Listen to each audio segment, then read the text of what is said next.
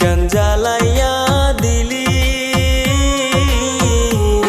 করছিলাম কি আমি বন্ধু তোর কোনো ক্ষতি, বন্ধু তোর কি কোনো ক্ষতি।